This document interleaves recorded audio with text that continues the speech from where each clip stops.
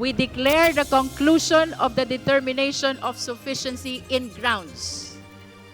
Now, we proceed to step 4. That is the hearing proper.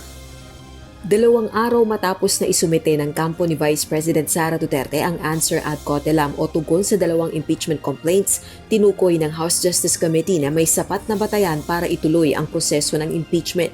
Sa isinagawang deliberasyon ng House panel sa tugon ng Vice Presidente, iginiit ng mga endorser na hindi naman sinagot ng pangalawang Pangulo ang mga aligasyon laban sa kanya at sa halip, kwestyon ang proseso ng Kamara sa impeachment. Nahaharap si VP Duterte sa 2 reklamong impeachment bunsod ng umanay banta sa buhay ng presidente at iba pang opisyal. Hindi maipaliwanag na yaman, paglabag sa requirements ng Statement of Assets, Liabilities and Net Worth o SALN, panunuhol at maling paggamit ng confidential funds. Nasaan yung mga sagot sa mga tanong na yan? Nasaan ang sagot tungkol sa non-disclosure sa SALNs ng tamang yaman, yung talagang tunay na yaman ng VP Sara? Yun po ang mga tinatawag na mga material allegations. And yun din, ang mga allegations na yan ang nagko-constitute ng mga grounds na binanggit sa complaint, pero walang sagot. Si Cagayan de Oro 2nd District Representative Rufus Rodriguez, na House Justice Panel member, dismayado rin sa tugon ng kampo ni VP Duterte sa 2 reklamong impeachment. And certainly, I would express my disappointment with the legal team of the Vice President, who has 16 lawyers who have signed this particular answer. In an answer,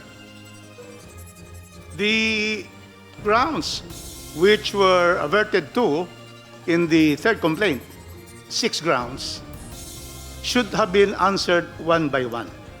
Tinangka naman ng isang taga-suporta ni VP Duterte na questionin ang proseso ng House panel.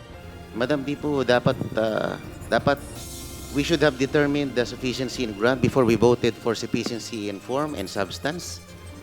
Kasi we already voted for that. I wish to direct the Honorable Marcoleta to the rules of impeachment, Secretariat. Perhaps we need to provide him a copy of the rules. Na sana po basahin po natin yung rules para hindi po tayo nalilito at nang sa ganun po ay maiwasan po natin yung mga tanong na maliwanag naman po sa ating rules. Matapos ideklarang may sufficient grounds para ituloy ang proseso ng impeachment, itinakda ng House Justice Panel ang unang pagdinig sa mga reklamo sa March 25, April 14, April 22, April 29, 2025. Magpapadala na rin ang komite ng notice kina Vice President Duterte, complainants at mga testigo. Iginigiit naman ng komite ang pagdalo ni VP Sara sa pagdinig. It is incumbent upon the respondent to present her evidence. So, if the respondent is not interested to present her evidence, I don't think that there will be proper party to do that presentation in behalf of the Vice President. Ang kailangan po talaga magpresenta ron, yung pong respondent. Kasi ang magpipresenta for the other side would be the complainants themselves.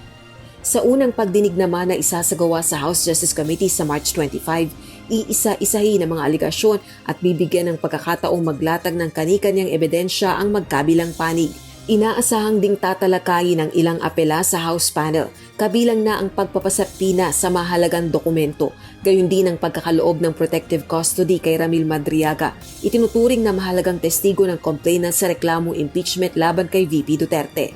Samantala, gaya ng ilang complainant at endorser ng impeachment, inaasahan na ng House Justice Panel ang pag-akyat sa Korte Suprema ng kampo ni VP Duterte, pero magtutuloy-tuloy pa rin ang proseso. We will simply proceed.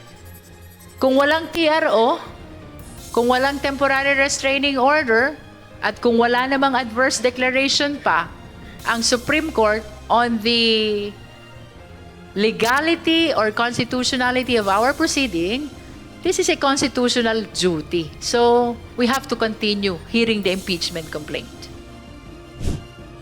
Hindi inaasahang tatagal ng 5 buwan ang pagdinig ng House Justice Committee sa mga reklamong impeachment laban kay VP Duterte. Ito ay lalo na't binigyan na ng authority ng plenaryo ng Kamara ang House panel na makapagsagawa ng impeachment proceedings kahit naka-congressional break. Rosa Licoz, UNTV News and Rescue. Diyos ang aming sandigan, serbisyo publiko ang aming pinahahalagahan.